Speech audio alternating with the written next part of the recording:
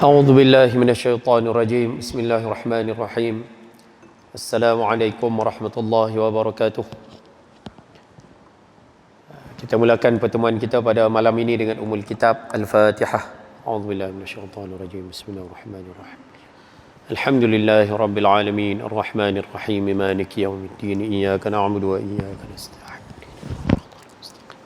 صراط الذين أنعمت عليهم غير المغضوب عليهم ولا الضالين آمين.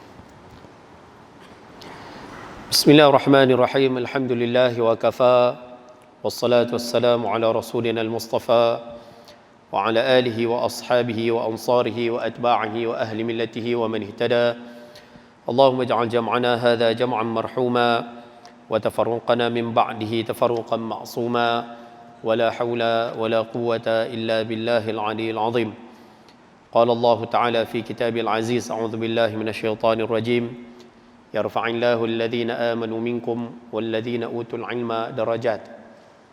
Allah Ta'ala mengangkat orang-orang yang beriman di kalangan kamu dan orang-orang yang diberikan ilmu beberapa darjat. Wa qala Rasulullah sallallahu alaihi wasallam faqihun wahidun asyaddu 'ala syaitan min alfi 'abidin. Seorang yang faqih, syaitan lebih sukar untuk mengganggunya ataupun menipunya berbanding 1000 orang ahli ibadat yang tidak alim, yang tidak faqih. Atau kama qala. Alhamdulillah, kita rafakkan kesyukuran pada Allah Subhanahu wa taala. Malam ni malam yang ke-6. Ini malam yang ketiga. Kan malam kelima daripada bulan Rabiul Akhir 1440.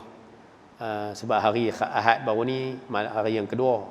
Hari ni hari Selasa, hari keempat. Malam ni malam yang kelima daripada bulan Rabiul Akhir 1443 Hijrah. Allah masih lagi panjangkan usia, berikan kita kelapangan, kesihatan, sama-sama berada dalam majlis ilmu malam ini. Mudah-mudahan ada manfaat dan kebaikan dunia dan akhirat, insya-Allah.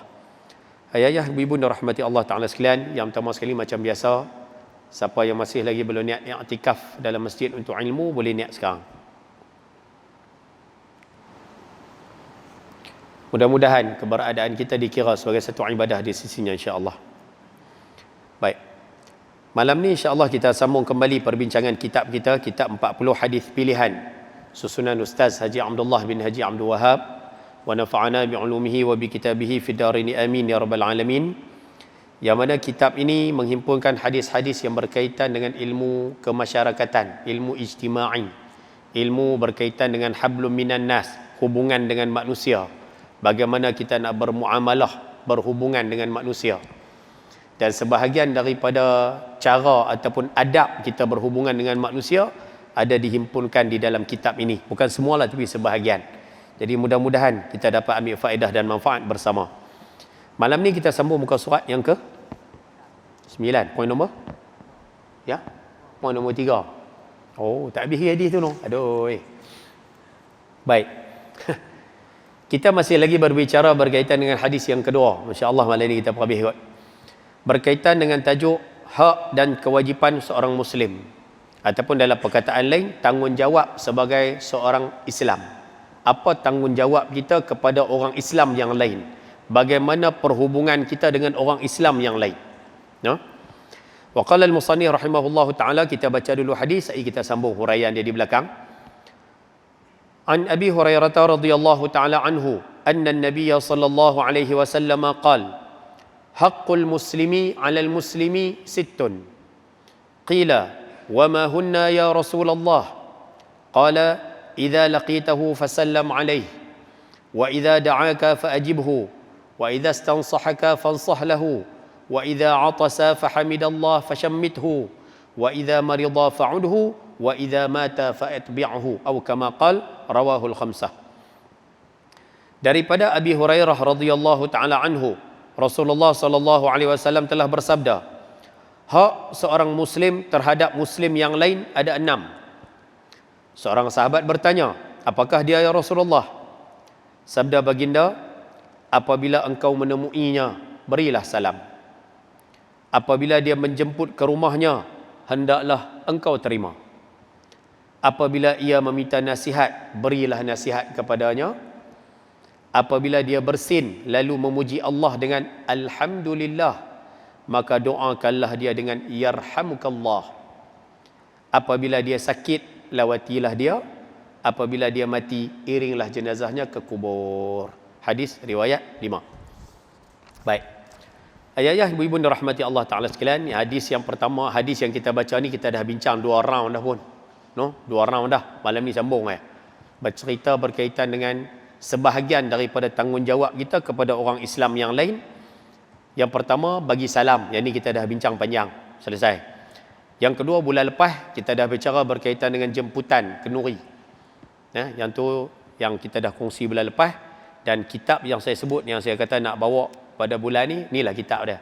Kitab, tajuk kitab ni Makanatul Ilmi wal Ulama, kedudukan ilmu dan ulama, dan juga adab sebagai penuntut ilmu. Syekh Nuruddin karang kitab ni cerita berkaitan dengan kelebihan ilmu dan kelebihan ulama. Dan di bahagian belakang kitab ni di bahagian belakang ni ada satu tajuk khusus, nama dia Al-Walimah, cerita bab kenuri kahwin ni. Yang ni yang saya sebut bulan lepas, yang mana dalam kitab ni disebutkan isu antaranya berkaitan, ringkas-ringkas lah, cerita tentang perintah supaya buat walimah. Rupanya Islam suruh kita buat kenuri, buat kenuri. Kemudian yang ni satu budaya yang hilang, tapi rupanya sunnah, rupanya ni antara ajaran Islam, al-musyarakah fi i'dadi at-ta'amil walimah, bergotong royong pada menyediakan makan kenuri ni. Yang ni orang dulu-dulu buat, sebab tu berkat orang lah kita bagi catering buat semua. Rupanya ada hadis ni riwayat Syaikhan, riwayat Imam Bukhari, riwayat Imam Muslim. Kemudian hadis dalam ni juga sebut berkaitan dengan buat kenuri ni bil yasir, memadai fil walimati bil yasir min at-ta'am. Cukup buat kenuri ni, dia tak perlu sampai tahap mewah-mewah sangat. Kita buat kenuri, masakan menu melampau-lampau. Sebenarnya buat kenuri menu tak melampau pun tak apa. Ni. Kita bajet kenuri tu banyak sangat. Lagi istihbabul walimati an takuna ba'da dukhul. Yang ni kalau budaya ni lain sikitlah.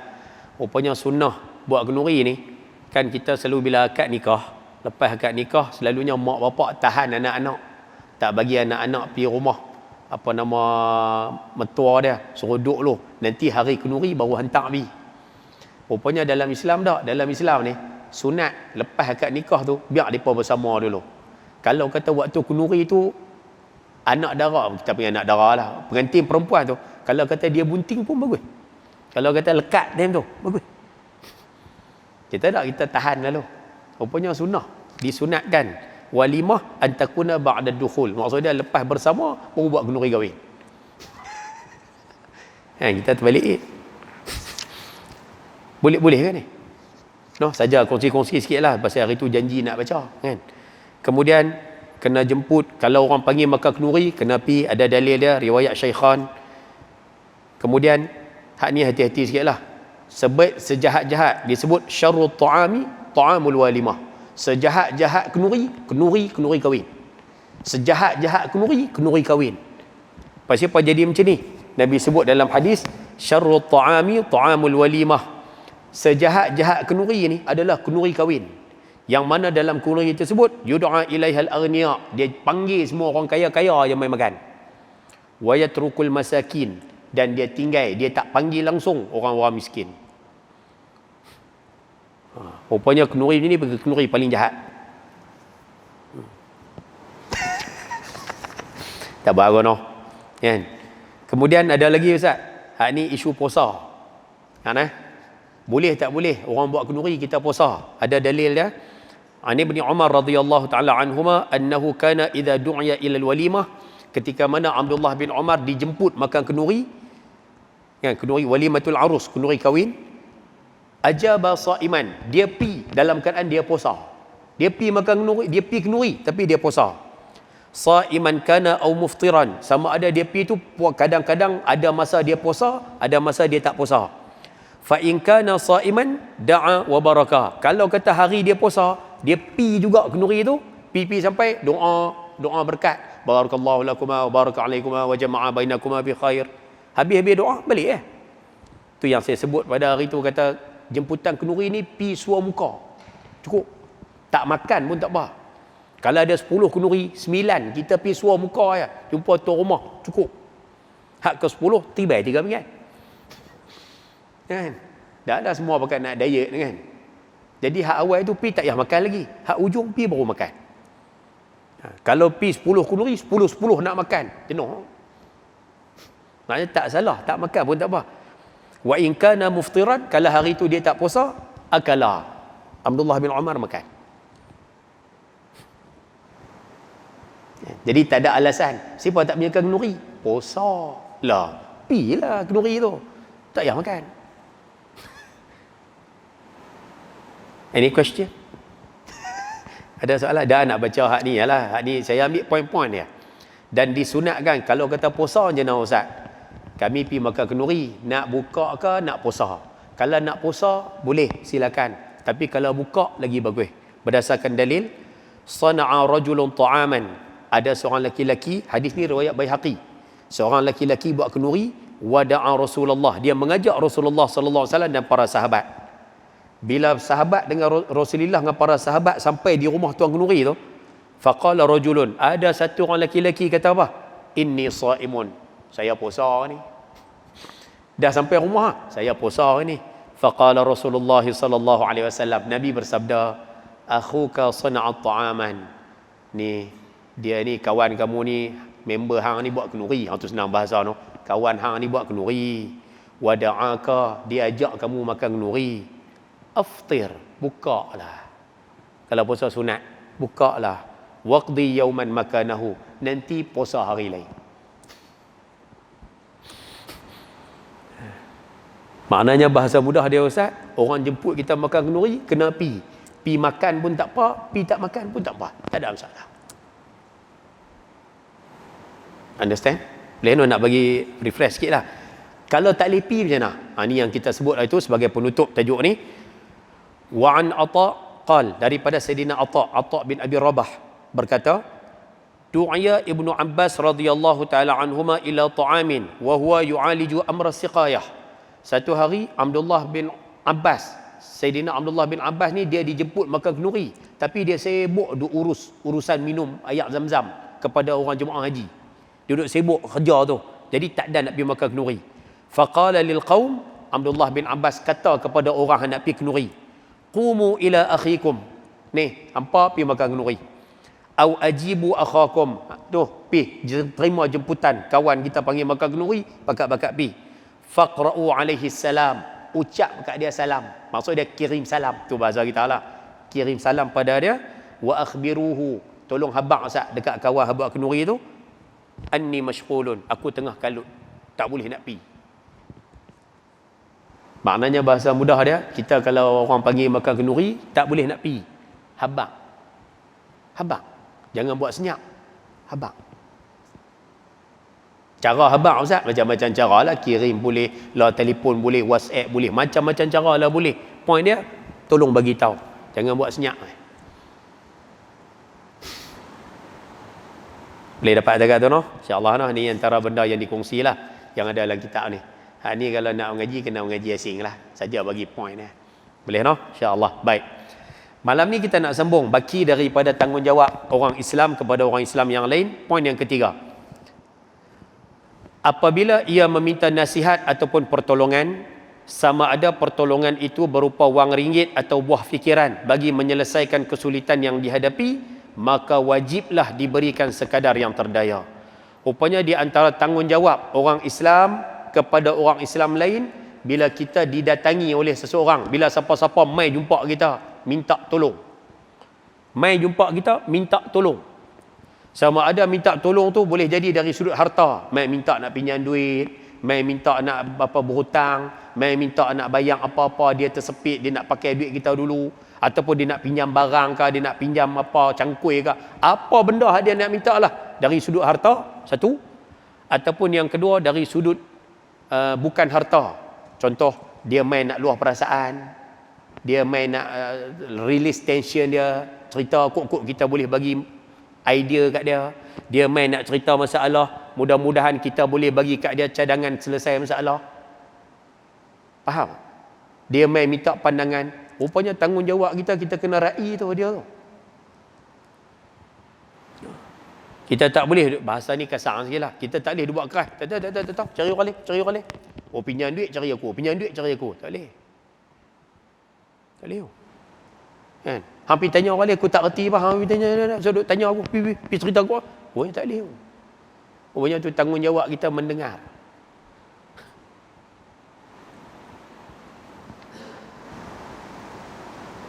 Buat yang senyap, buat ya. Sebab apa Ustaz? Ulama bahas kerana dia sedang merendahkan diri dia, bahasa mudah, bahasa kampung kita ni, dia perjatuh ayak muka dia, main menghadap kita, minta sesuatu tu. Jadi bila dia perjatuh ayak muka dia, jadi kita kena raih dia balik. Boleh dapat sekat tu? Ustaz, saya tanya, saya jawab, tak apalah.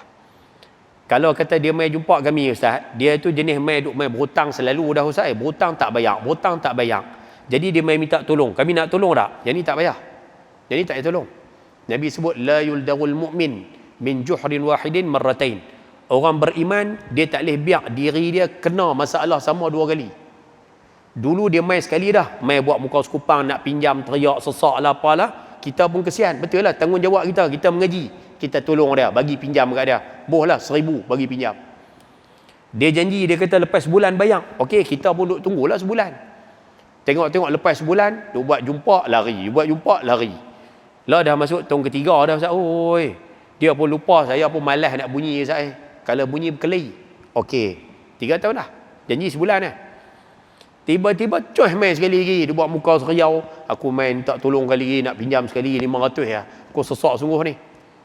Kita pun duk ingat, hutang hari tu tak bayar lagi. Hak 3 tahun lepas. Dia jawab balik. Dia kata tak apa, nanti aku ada duit, aku bayar hak hari tu 1,000 dengan hak ni 500. Aku bayar semua sekali. Ni memang betul-betul sesak lah. Nak bagi tak? Jangan. Siapa bagi, bahasa buku sebut tak bijak lah, bahasa buku. Kalau bahasa saya, bodoh. Hari tu dia kena kita hidup-hidup dah. Ni nak bagi kita kena mohong lagi sekali. Jangan, Islam tak bagi. Islam hidup ada prinsip. Kalau dia kata lepas ni nak main pinjam lagi, abang boleh, hang bayar 1,000 tu dulu. Bayar 1,000 tu dulu. Baru boleh bagi pinjam 500 ni.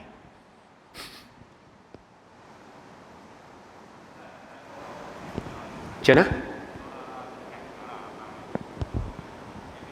Macam mana kalau orang tu orang dekat dengan kita? Maksud dia kalau abang kita ke adik kita ke? Kalau mereka perangai macam tu ke? Perangai jenis pinjam kali pertama, lepas tu buat dek tu. Kali kedua nak tolong tak? Jangan. Kan? Islam ada prinsip. Tu salah satu pada prinsip lah Islam. Nabi sebut wattinu anfusakum. Maksud dia hidup kena ada prinsip. Tu salah satu prinsip yang buat tu adik-beradik Ustaz. Bukan tak kesian kat dia beradik, kesian. Tapi bila kan Nabi sebut unsur akhaka zalimu wal mazlum. Tolong saudara kamu yang buat jahat dengan yang buat zalim dengan yang kena zalim. Sahabat faham, orang kena zalim ni memang kena tolong, orang kena naya ni kena tolong. Orang zalim nak tolong ke mana? Nabi sebut sekat dia daripada terus buat jahat. Tu salah satu cara, sekat dia daripada terus nipu orang. Dah saya kesian kat dia, saya kesian. Kesian bagi duk kira terkena itu. Tu lah. Ada soalan ni? Masih je. Soalan yang sangat baik. Ada soalan lain? Tu yang kata ni ilmu kemasyarakatan, ilmu yang kita nak pakai hari-hari. Ada soalan?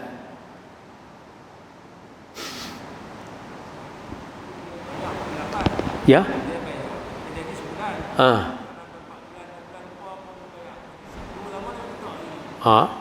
Macam tu lah. Dia janji sebulan Ustaz. Tengok lepas 4 bulan baru bayar. Tu dia kira tidak menepati janji. Dia masuk tajuk tu pula. Jenis tu nak bagi lagi sekali. Boleh bagi tapi tak bagi lah. Dia sendiri janji tak betul. Dia melainkan macam ni lah. Melainkan dia janji sebulan.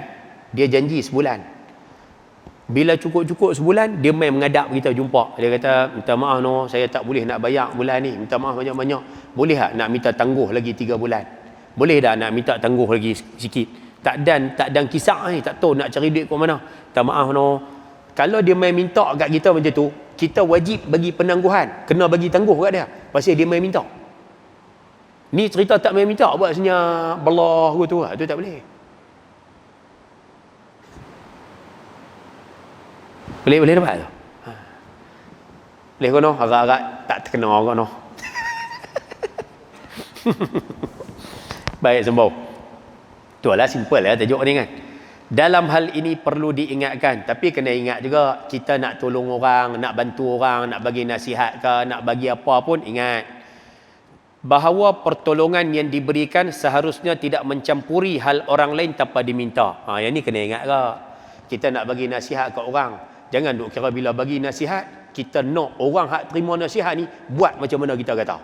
Tak boleh. Tu hak dia. Dia nak pilih pandangan kita ke, dia nak pilih pandangan orang lain ke, tu hak dia. Dia nak buat keputusan apa pun, tu hak dia. Kita tak boleh paksa dia terima pandangan kita. Ni pun satu penyakit ke.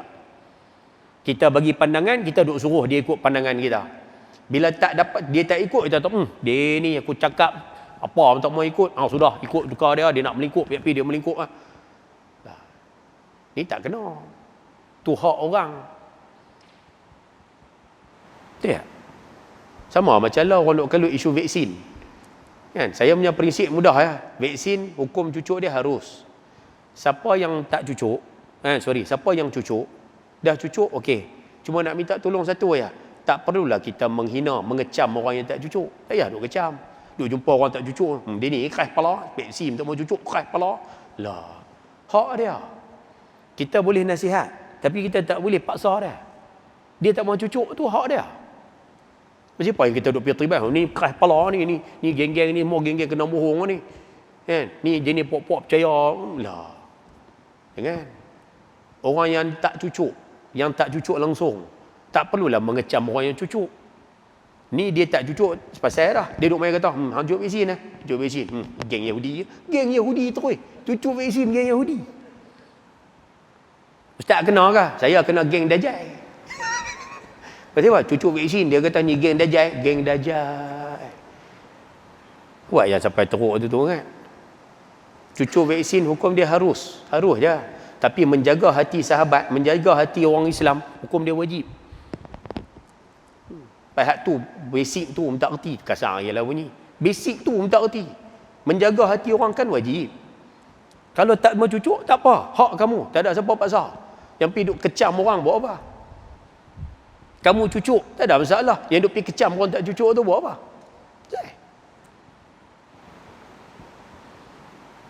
Ni yang kata ni, dia melampau.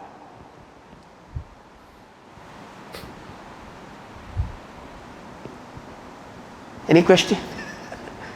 Betul kan? Hari tu ulah dah kan? Hak isu sembahyang jarak-jarak ulah. Ulah ke ni? Dah ke? Tak ulah sikit. Pakai tak habis lagi. Boleh habis insya-Allah. Ayah-ayah, ibu-ibu yang mengaji malam ni, nak tumpang tanya lah. Di Masjid Simpang 3 Taitong ada tak orang-orang hak masih lagi duk bunyi isu sembahyang jarak-jarak Dia duk main, kan Arab Saudi kan sembahyang rapat-rapat dah. Dia duk bunyi lagi. Dia kata tengok Arab Saudi sembahyang rapat-rapat dah. Kita sembahyang jarak-jarak ni semua ikut WHO ni. Ni bukan ikut ajaran Islam, ni bukan ikut Nabi, ni ikut kapiang. Amboi. Kan? Ni pun bahasa kasar bodoh ni. Apa cakap macam tu? Ni semua ikut Yahudi belakang ni. Ni semua hak siapa? Fatwa-fatwa siapa? Hak fatwa mau tak boleh pakai mau. Ciwa. Apa cakap macam tu? Kan? Pasal apa Ustaz bahasa ni kasar sajalah. Cuba kalau kita mengaji lebih sikit, ngaji sikit ya, tak payah banyak-banyak. Ngaji lebih sikit isu sah ya. Tak payah ambil kitab besar-besar Ambil Bastil Kafi fi Itmamis Safi pun cukup lah. Itu apa Imam Suyuti. Boleh tengok dalam Al-Hawi lil Fatawi, cukup lah.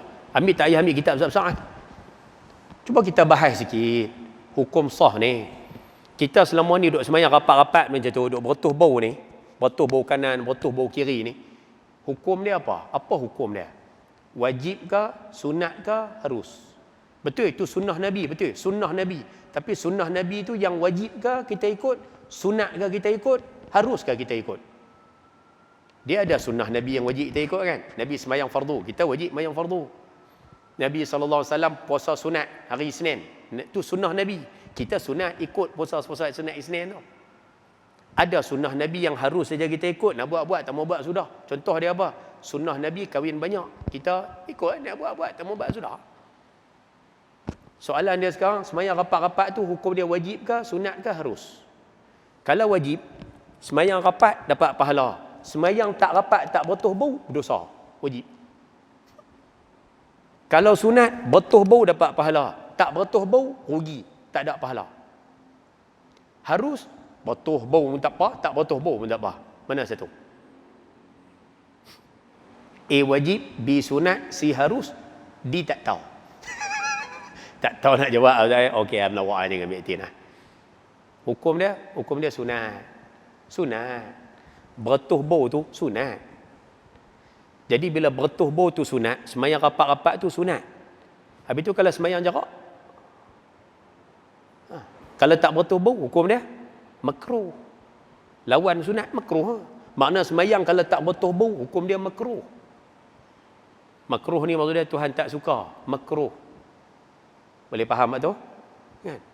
Tu pun kalau sengaja, saja-saja sembahyang jarak-jarak, hukum dia makruh, Tuhan tak suka.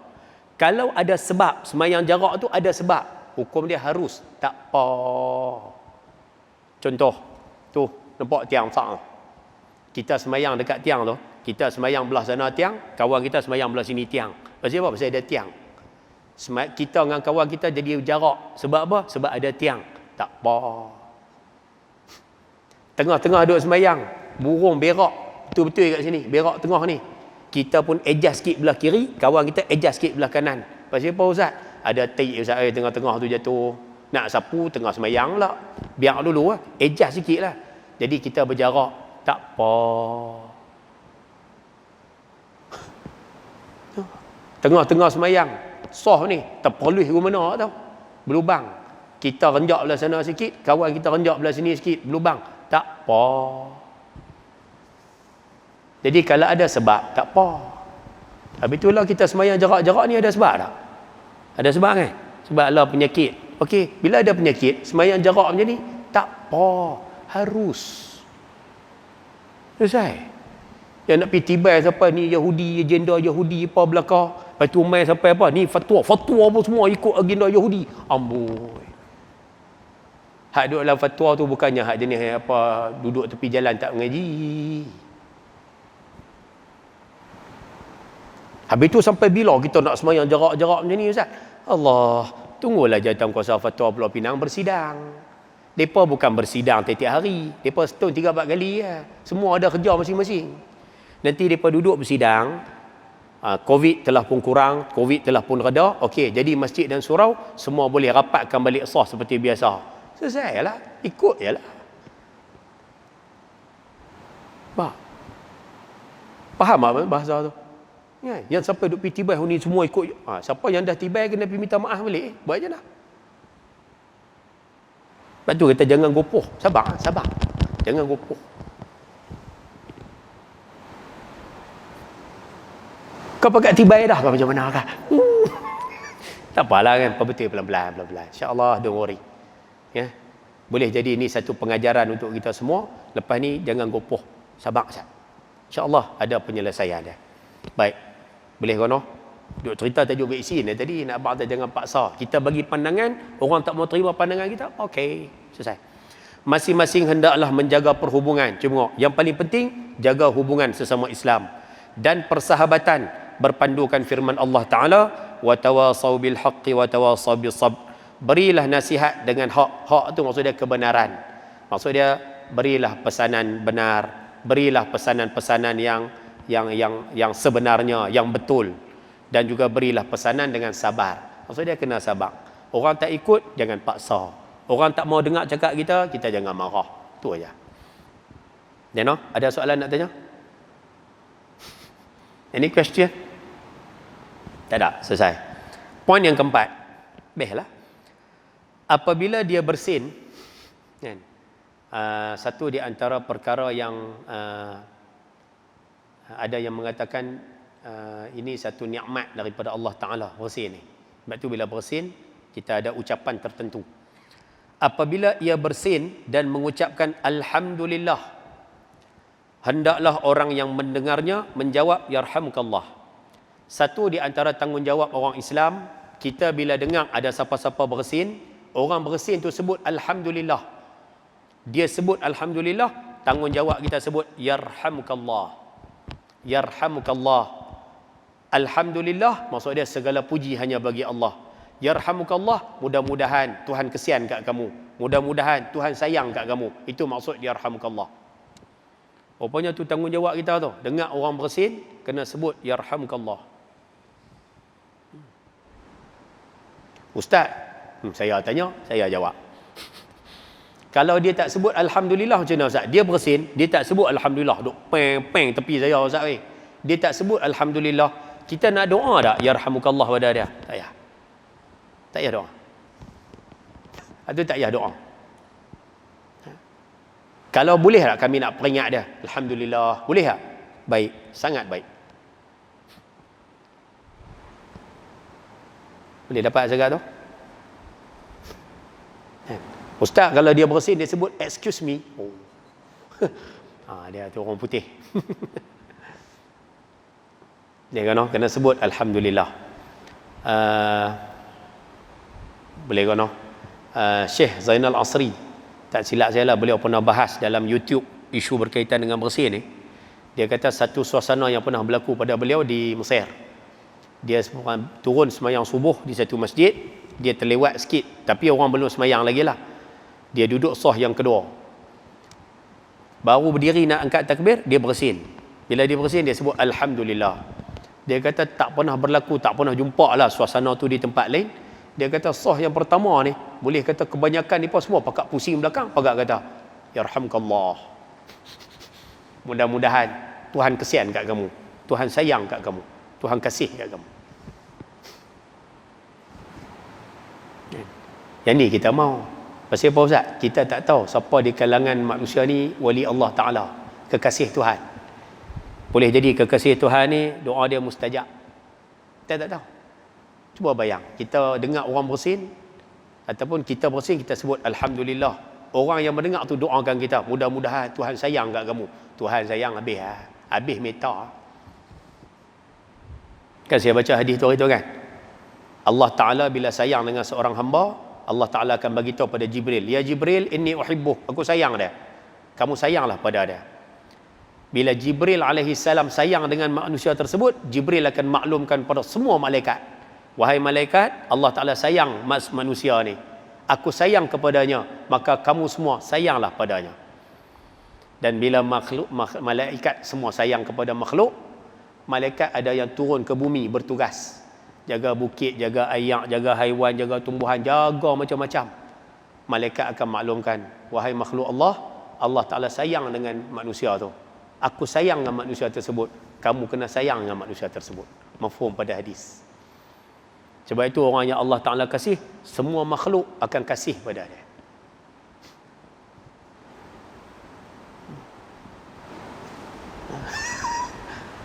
Tu ya. Baik semua.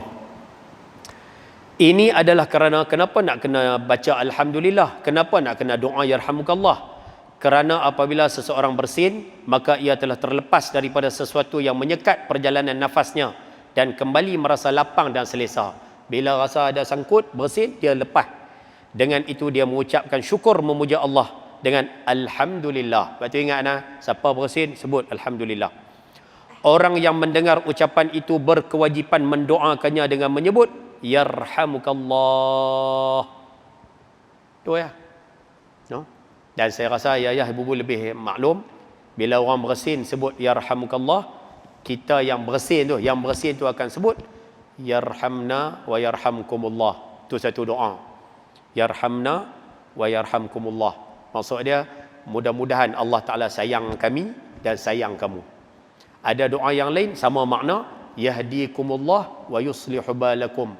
Mudah-mudahan Allah Ta'ala kasih pada kamu, bagi petunjuk pada kamu, Allah Ta'ala perelok kehidupan. Perelok kehidupan kamu. Kan orang yang doa tu, orang bersin, dia doakan balik. Mudah-mudahan Allah Ta'ala bagi petunjuk kat kamu, Allah Ta'ala perelok hidup kamu. Yang ni yang kalau ayah nak tahu, Al-Imam Abdullah bin Alawi Al-Haddad, kan siapa duk mengaji di masjid, ada satu kitab nama Nasihat Agama Wasiat Iman. Kitab tu yang karangnya Al-Imam Abdullah bin Alawi Al-Haddad. Beliau seorang ulama yang buta. Buta mata ni buta, tapi mata hati cerah. Seorang daripada wali qutub. Wali qutub ni satu zaman ada 4 orang kan? Wali qutub tinggi lah. Wali qutub ni kedudukan yang sangat tinggi lah. Imam Abdullah Alawi Haddad satu ketika berada di Mainak. Mainak ni apa istilah dia? Pelabuhan. Ada dekat pelabuhan tu, tepi laut lah pelabuhan. Dia naik kapal. Waktu kapal tu mula belayang, mula berjalan, tiba-tiba ada seorang bersin dekat pantai. Orang pantai tu bersin, sebut Alhamdulillah. Biasalah orang dulu kan, dia soleh, dia baik sangka, jadi bersin Alhamdulillah. Imam Abdullah Alawi Haddad ni duduk atas kapal dah belayang dah pun dengan anak-anak murid dia. Dia jerit kuat-kuat, Yarhamkallah, Yarhamkallah, Yarhamkallah. Doa untuk orang yang berada di pantai, dekat pelabuhan tu lah. Bila anak-anak murid dia tanya, Tuan Syekh, Tuan, kenapa Tuan mendoakan orang di pantai? Sedangkan di pantai kan ramai pelabuhan, ramai orang. Jawapan Al-Imam Abdullah Alawi Haddad, yang ni kita semua pakai ambil. Beliau mengatakan, aku mendoakan dia supaya dia mendoakan aku semula. Tu ya. Aku doa kat dia supaya dia doa aku balik. Kan kita doa, Yarhamkallah, mudah-mudahan Tuhan kesian kat kamu, sayang kat kamu. Kan orang yang bersin balas balik, mudah-mudahan Allah bagi petunjuk kat kamu, Allah perelok hidup kamu. Allah.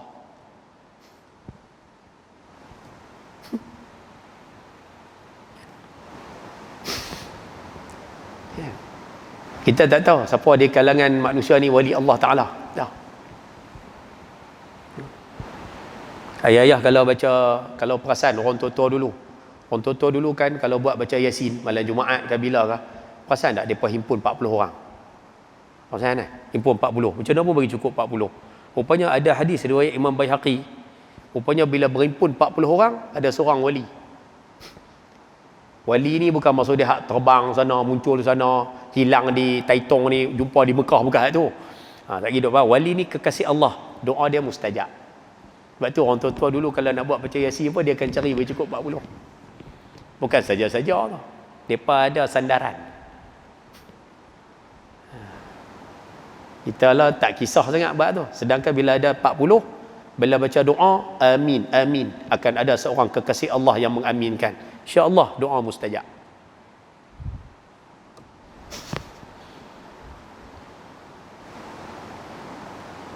Ada soalan? Tak ada soalan sambung. Habis lah. Boleh kau noh? Lepas ni kalau jumpa orang bersin, Yarhamkallah, Yarhamkallah. Cukup lah. Tak payah malu lah. Simpan 3 Taitung, kita periduk balik sunnah ni. Baik, yang kelima.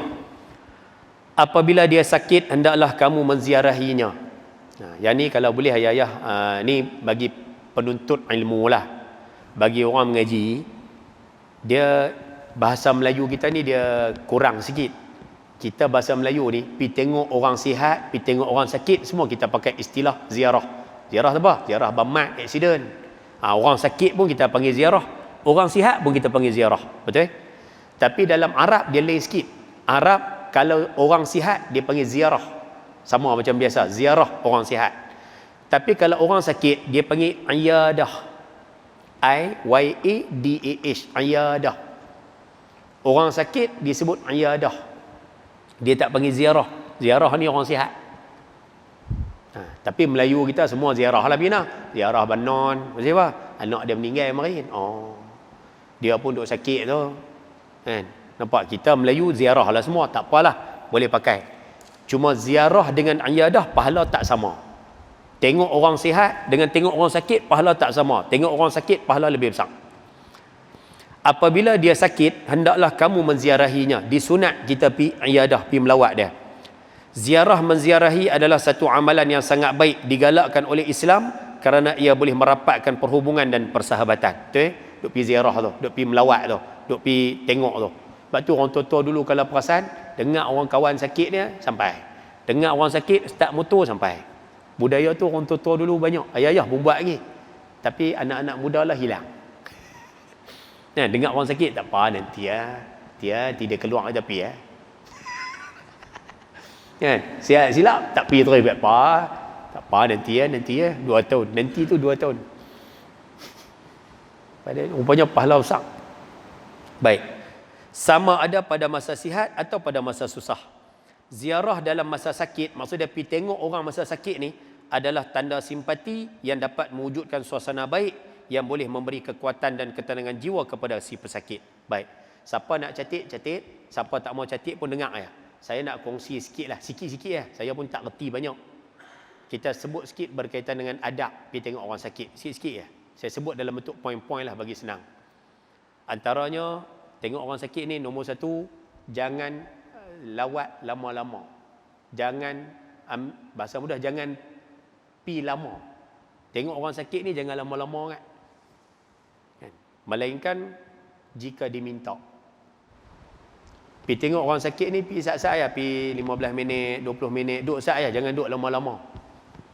Melainkan kalau dia minta, dia kata duduk saat. Hamai ni aku lega, hamai ni aku tak sakit. Tu duduk lama lah. Dia minta. Satu. Yang kedua, jangan banyak bercakap. Biar orang sakit cakap tak apa. Kalau dia boleh cakap lah. Kalau dia koma, dengan dia tak boleh cakap lah. Kan? Tapi kalau boleh bercakap, biar dia cakap banyak. Kita cakap sikit-sikit sudah. Tanya sihat ke? Macam mana boleh kenal? Cakap sikit-sikit dah. Biar dia cakap. Kadang percakapan tu jadi terapi, melegakan dia.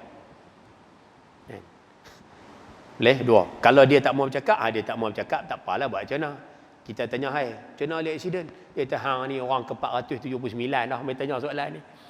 Dia tak larat nak cakap dah tu. Okey, tak apa. Nombor 3, bercakap perkara yang baik. Duduk dengan orang sakit ni, cakap benda elok-elok. Cakap benda-benda yang menyenangkan hati dia. InsyaAllah ni, macam ni minggu depan boleh main masjid ni. Macam ni tak apa, kaki yang sakit, mulut tak sakit, tak apa. Boleh makan, tak apa. Cakap benda-benda yang menggembirakan dia, tak apa. Jangan cakap benda-benda yang menyakitkan dia. Contoh, buka-buka pintu. Allah, hidup weh, aku ingat mati dah. Oh, jangan. Kan, ingat mati dah, hidup lagi hang. Oh, jangan. Kasar sangat. Faham kot contoh tu no? Kan? Cakap benda elok lah. Kan? Duk pegang kaki dia kan. Wih, sejuk mak. Kan? Arwah Pak Mat itu sejuk. Arwah Pak Mat dia sebut. Jangan. Contohlah ni contoh nak bagi mudah faham. Bil misal yatahaqqaqul maqal. Contoh ni dia perkemas point. Tu yang buat contoh tu. Lagi ni rupanya antara sunnah tu. Kita kalau tengok orang sakit, kalau boleh cabut kasut. Kasut cabut. Buang kasut, pijak atas kasut. Depan orang sakit lah. Jangan cabut kasut depan hospital. Sekali lagi misi-misi ligan lah. Dah maksud dia bila duduk, ni bayang ni katil pesakit. Kita duduk depan pesakit. Okay. Kalau boleh, cabut kasut. Pijak atas kasut. Rupanya tu satu adab. Pijak atas kasut. Tapi kalau pakai kasut tali, pakai kasut jenis kerja apa, tak boleh nak buang lah. Tapi kalau kita pakai slipper, cabut lah. Kalau kita duduk atas kerusi, tepi pesakit, cabut kasut, buang apa kasut tu, pijak kaki atas kasut. Kaki tu pijak atas kasut. Rupanya tu antara adab kita, duduk depan orang sakit. Kerana orang sakit ni rahmat Allah bersama dengan dia. Boleh no? Lagi Ustaz, bagilah sumbangan sikit kat dia. Meringankan beban dia, bagilah bantuan sikit. Boleh bagi bantuan apa, bagilah. Tak apa mak hang duduk di hospital ni, hang duduk hang jangan usah hati. Bini hang kat rumah, anak-anak kat rumah, hang jangan takut. Depa nak apa abang kat aku pergi beli hantar. Hang duduk di hospital rehat-rehat, tenang-tenang, jangan usah hati. Bagilah bantuan. Kan? Dak pun tarik duit RM50 bagi kat dia. Orang sakit ni kelebihan dia. Kadang cakap tak mau apa, tak mau angkat tangan tak larat. Tapi kalau bagi duit dia ambil. Bagi lah sikit kan. Bagi abuan dia ringan beban. Okey. Selesai. Dan kalau boleh lah. Ni cerita kalau boleh. Orang yang ada lambang kematian pada dia, dekat diri dia tu ada lambang kematian, kalau boleh kurang-kurangkan tengok orang sakit. Siapa yang ada lambang kematian ni Ustaz? Contohlah, dia kepala mandi mayat. Dia kepala mandi mayat. Makna kalau mandi mayat di kampung tu dia kepala mandi mayat. Dia tukang buat apa, tukang urus kain kapan. Dia penggali kubur. Kan semua lambang-lambang mati, orang tengok orang tu, ya penggali kubur mai. Dia ni main nak ziarah ke, main nak ukur aku panjang mana kan ni. Kan lambang mai. Orang yang ada lambang kematian ni kalau boleh, kalau sakit tu sakit biasa, tergeliat sikit-sikit tu tak apalah. Tapi kalau sakit yang nampak gaya macam nampak teruk sangat, kalau boleh kita tak pergi, tak apa. Takut sekali keluarga dia tak syok. Orang yang ada lambang kematian ya. Tapi kalau pesakit tu panggil, dia kata, "Amboi, mak berkali kubur tak mai tengok aku langsung tu." Apa panggil dia mai? Dia ambil tak mai jumpa aku langsung time sakit ni. Mak penggali kubur kena pergi ya. Kalau saudara lah, kalau saudara pergilah. Kan? Kawan rapat Ustaz, kawan rapat pergilah. Kan? Tapi kalau boleh, kalau kata dia orang asing, orang yang jauh, dia pula ada lambang kematian. Ada orang mati memang cari dia. Kalau boleh dia kurang-kurangkanlah pergi. Kalau sakit kritikal lah, kalau sakit biasa-biasa tergeliat jatuh pokok tu pergi lah. Kan? Baik, boleh no? Insya-Allah. Baik, yang keenam, last kita habis Apabila dia mati hendaklah kamu iring jenazahnya ke kubur atau ikut bersama mengusungnya ke kubur. Sabda Rasulullah sallallahu alaihi wasallam, "Udul marida wamshu ma'al janazati tudzakirukumul akhirah." Hendaklah kamu ziarah orang sakit. Atas perkataan hendaklah tu buat kurungan, boleh situ disunatkan. Disunatkan. Atas perkataan hendaklah tu, tulis situ disunatkan. Maksudnya hukum dia sunat. Hendaklah kamu menziarahi orang sakit dan iringlah jenazah. Itu akan mengingatkan kamu tentang akhirat. Tanggungjawab kita nombor 6, kalau ada orang mati, ikut jenazah dia ke kubur. Kalau tak ada, Ustaz, ikut jenazah ke kubur. Kalau tak ada, hadir waktu solat jenazah. Kalau kata tak dan hadir waktu solat jenazah, masa sebelum dibawa untuk bersolat, pergi ke rumah dia, pergi ziarah macam kita buat selalu tu lah. Yang penting kita meraihkan ataupun kita menyertai dalam upacara tersebut. Mana-mana satu upacara pun kita sertai sebagai tanda penghormatan kita, tanda takziah kita kepada orang meninggal dunia. Ikut lah. Boleh konon di mana buat hari yang buat belakang, jadi kekalkan perkara tersebut. Jadi alhamdulillah selesai 6 perkara berkait dengan tanggungjawab kita, sebahagian daripada tanggungjawab kita, dan mudah-mudahan kita dapat berhenti dalam hidup insya-Allah. Pertemuan akan datang kita akan tengok tajuk memberi salam. Yang ni kalau ayat sekalian tengok, poin dia ada banyak, ada sampai 8. Kalau tengok dalam buku tu sampai 8 poin. Tapi saya abang sisalah, kita akan baca 4 poin pertama sahaja. 4 poin pertama, sebab poin yang kelima tu dia cerita bab salam. Bab salam kita dah bincang panjang lah dalam hadis yang kedua. Jadi kita tak baca lah. Kita baca poin 1, 2, 3, 4 sahaja. No? InsyaAllah. Jadi saya rasa cukup sekadar itu dulu. Mudah-mudahan ada manfaat dan kebaikan untuk kita bersama. Sekian, billahi taufiq wal hidayah. Assalamualaikum warahmatullahi wabarakatuh. Bismillahirrahmanirrahim. Alhamdulillahirabbil alamin. Wassalatu wassalamu ala asyrafil anbiya'i wal mursalin wa ala alihi wa sahbihi ajma'in. Rabbana atina fid dunya hasanah wa fil akhirati hasanah wa qina adzaban nar. Wa sallallahu ala sayyidina Muhammadin wa ala alihi wa sahbihi wa baraka wa sallam. Walhamdulillahirabbil alamin. Taqabbalallahu minkum